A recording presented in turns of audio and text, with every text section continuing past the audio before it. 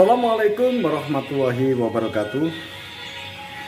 Bismillah, alhamdulillah, wa syukurillah ala nikmatillah, la haula wala quwata illa billah, amma ba'du. Salam budaya Nusantara. Pemirsa, ketemu kembali dengan Kilamong Putro.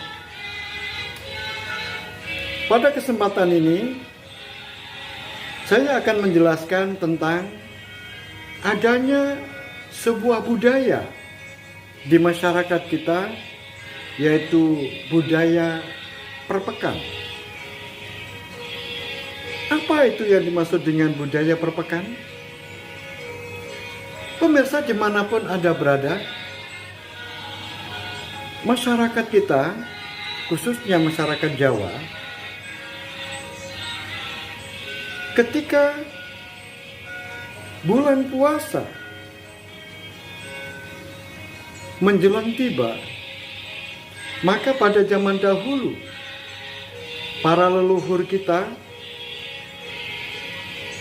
para sesepuh kita, dan Kanjeng Sunan Kalijogo mengajarkan kepada murid-muridnya, kepada masyarakatnya, sehingga beliau menciptakan sebuah lagu dolanan. Lagu ini sangat sederhana. Lagunya seperti ini. Dayoe teko, gelarno kloso, klosoni bedah, tambalen jatah, jatahe mambu, pakakno asu, asune turu, balangen alu. Apa itu maksudnya? Itu semuanya adalah sebuah ungkapan yang di dalam sebuah lagu. Dayoe teko, artinya adalah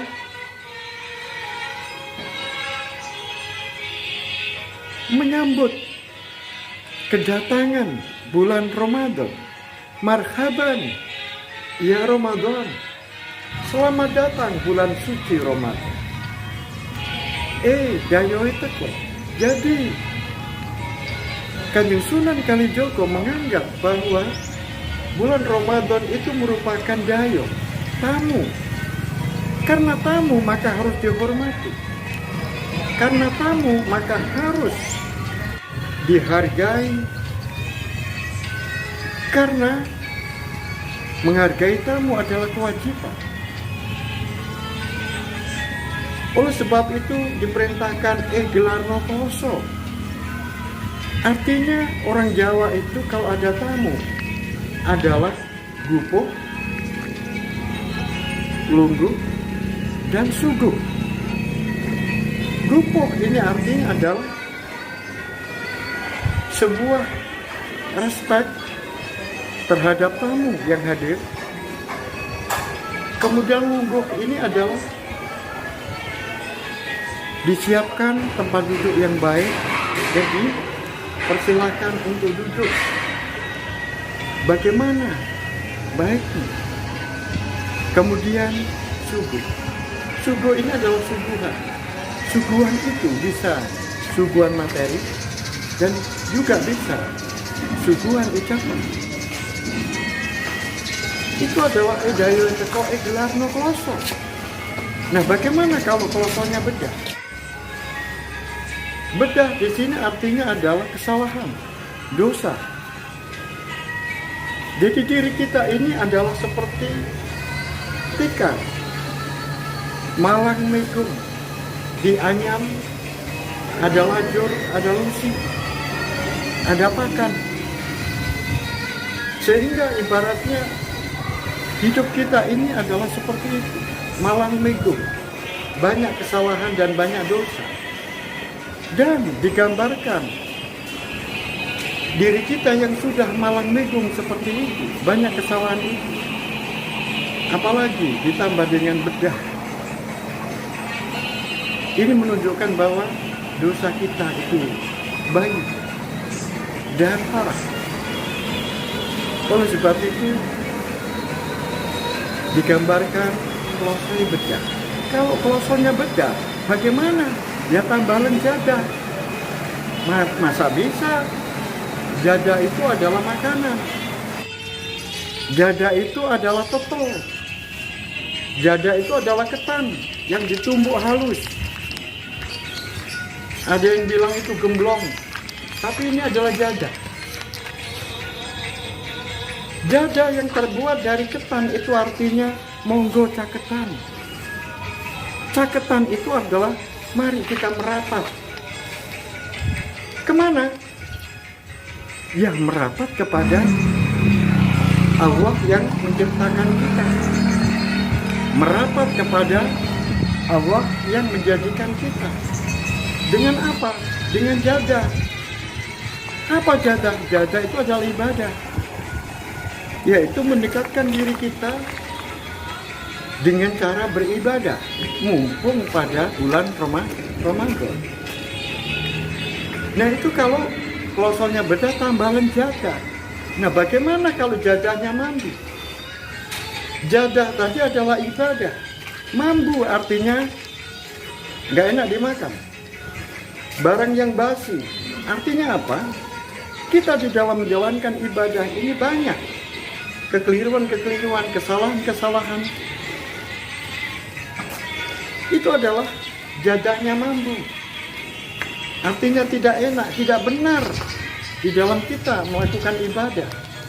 Nah, oleh sebab itu, kalau belum mengerti cara-caranya beribadah, katanya Kanjeng Sunan Kalijogo, pakakno asu. Maksudnya asu di sini adalah ahlu sunnah, yaitu mintalah petunjuk kepada orang-orang yang ahlu sunnah, yaitu orang-orang yang secara istiqomah menjalankan apa yang telah diperintahkan, yang dicontohkan oleh Rasulullah Muhammad SAW. Jadi ini adalah ahlu sunnah. Artinya adalah orang yang mengetahui tentang persoalan-persoalan ibadah yang benar, sehingga tidak salah. Nah, bagaimana kalau asunya turu? Artinya apa? Bagaimana kalau orang yang kita mintai petunjuk, kita mintai untuk mengajarkan tentang ibadah, tentang hal-hal yang berkaitan dengan agama, ternyata tidur. Artinya tidur adalah tidak mau.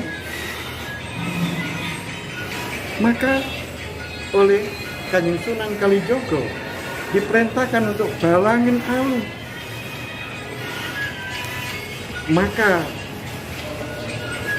berikan sebuah suguhan, wolehno. Artinya tunjukkan bahwa Anda itu adalah hamba Allah yang memiliki kelebihan-kelebihan, yang mempunyai kewajiban. Karena Anda adalah walinya Allah, orang yang dipercaya oleh Allah. Maka Anda harus mengajarkan kepada saya. Tentu mereka akan mengajarkan. Pemirsa dimanapun Anda berada, itulah kalau kita menyambut bulan Ramadan. Oleh sebab itu, di dalam menyambut bulan Ramadan ini, maka orang-orang tua kita memerintahkan untuk ingat kepada kematian. Maka pergilah ke kuburan. Untuk apa? Yaitu untuk membersihkan kotoran-kotoran yang ada di kuburan, sehingga hati kita menjadi dekat dengan kuburan itu dan akhirnya ingat kematian. Sebaik-baiknya manusia adalah orang yang ingat akan kematiannya, sehingga menjadikan diri kita lebih takut kepada Allah SWT. Karena lebih takut, maka terjadilah ittaqwa, takut kepada Allah. Dan kalau sudah begitu, kebiasaan-kebiasaan para santri, para saudara, maka saling berkunjung. Sesama saudara saling berkunjung untuk memohon maaf, saling memaafkan, agar di dalam menjalankan perintah agama, yaitu bulan suci Ramadan, mereka sudah bersih dari hak yaitu hablunnas, hubungan sesama manusia. Kemudian para santri juga begitu, mereka minta doa, berkunjung kepada kiainya, kepada ustadznya. Yang pertama adalah memohon maaf apabila ada kesalahan. Demikian juga kiainya dan ustadznya juga saling mohon maaf kepada santri. Mengapa santri yang datang? Karena santri yang muda, maka perlu mendatangi yang tua. Begitu, itu adalah adat kebiasaan menjelang puasa itu juga. Oleh sebab itu, kemudian mereka mulai mendekatkan diri, kemudian datang ke makam-makam waliullah, datang kepada makam-makam kiai, kemudian mendoakan, sehingga hati sudah merasa dekat terhadap kematian, dekat terhadap sesuatu. Apabila nanti dipanggil pada suatu saat, karena ingat kematian itu tidak pakai syarat. Orang yang sehat pun bisa mati, apalagi yang sakit. Dan orang pun ketika sakit belum tentu kalau mereka harus mati terlebih dahulu daripada yang sehat. Oleh sebab itu kematian itu tidak pakai syarat. Tidak pakai syarat sehat, tidak pakai syarat harus sakit. Kalau sudah waktunya, maka akan diambil oleh yang punya, yaitu Allah Subhanahu wa Ta'ala. Oleh sebab itu, dengan berdoa ke wali-wali, sehingga diri kita selalu dekat, ingat terhadap kematian, dengan sendirinya, yaitu takarrub, dan mendekatkan diri kita kepada Allah Subhanahu wa Ta'ala, sehingga menimbulkan rasa takut pada Allah. Pemirsa dimanapun Anda berada. Kemudian setelah lihatlah di pasar. Di pasar terjadi perpekan pasar.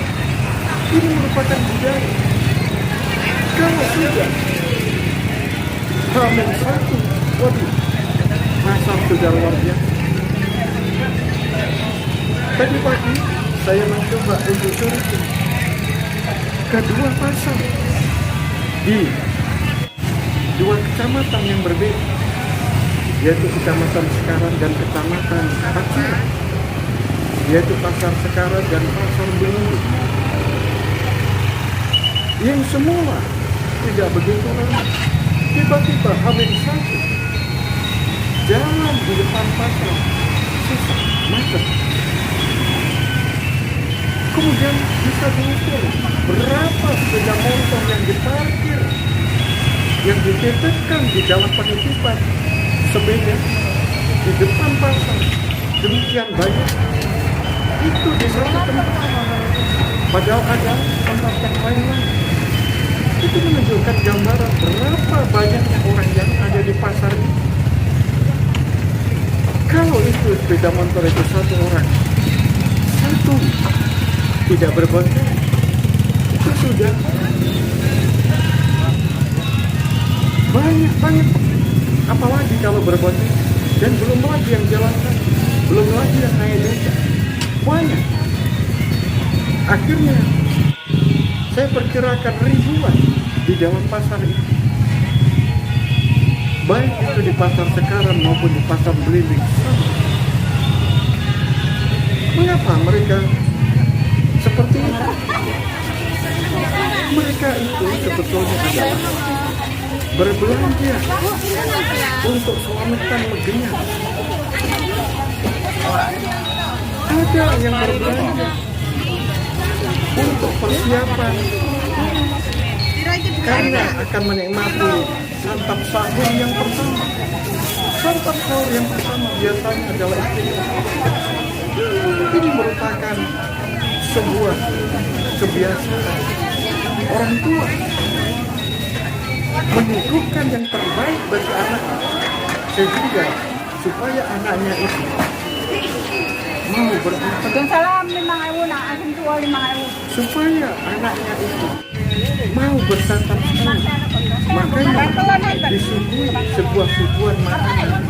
Bagaimana supaya anak itu bisa menikmati, sehingga mereka itu mau melakukan merupakan pengajaran-pengajaran orang. Bagaimana saya melihat di pasar ikan, di TPI Berondong, saya melihat ikan-ikan itu sudah dipersiapkan. Banyak ikan yang ditumpuk di sini. Pembelinya masih belum. Karena nanti pembelinya biasanya datangnya adalah jam 2 siang sampai dengan sore hari, sampai jam 5. Ketika saya datang ke sini baru jam 10, sehingga masih sepi. Tapi persiapan ikan itu sudah banyak. Itu merupakan kebiasaan-kebiasaan yang dilakukan sebuah budaya, yaitu budaya perpekan pasar. Pasar apa saja? Pasar tradisional, pasar modern, pasar ikan, semua. Ini merupakan berkah dari bulan suci, berkah dari kehadiran bulan suci Ramadan. Orang-orang yang beli, walaupun masih belum lebaran, banyak yang membeli topeng, banyak yang membeli sajadah, banyak yang membeli tasbih. Itu semuanya adalah dalam rangka persiapan, di dalam rangka bagaimana supaya ketika melakukan sholat tarawih menghadap kepada Allah, berpakaian yang terbaik. Itu semuanya adalah wujud dari sebuah perilaku dalam rangka datangnya bulan suci Ramadan. Dan akhirnya ketika sebelum maghrib, kebiasaan di Jawa biasanya tetangga dikumpulkan satu blok, kemudian mereka berselamatan bersama, makan bersama, saling silaturahim, saling memaafkan, saling minta maaf, makan bersama, sehingga seakan-akan hal-hal yang lampau tidak pernah teringat kembali. Mereka yang asalnya ada rasa sakit hati, mulai saat itu dibebaskan karena mereka sudah saling memaafkan. Ada hal-hal yang kurang enak di hati, maka semuanya sudah dibebaskan karena mereka sudah saling menyadari bahwa megengan di sini artinya adalah menahan, yaitu menahan hawa nafsu dalam rangka mempersiapkan diri untuk melaksanakan yaitu perintahnya Allah, yaitu bulan suci Ramadan, membakar diri kita selama 1 bulan penuh. Demikian pemirsa dimanapun Anda berada, bahwa budaya perpekan merupakan budaya yang sudah dilakukan turun-temurun dari nenek moyang kita, yaitu memborong barang dalam rangka menyongsong datangnya bulan suci Ramadan. Sampai di sini akhirul kalam, bila taufik wal hidayah, wa ridha wal inayah. Assalamualaikum warahmatullahi wabarakatuh. Salam budaya Nusantara. Jangan berikan saya like, subscribe, dan semoga kita semuanya dalam keadaan sehat. Akhirul kalam, Assalamualaikum warahmatullahi wabarakatuh.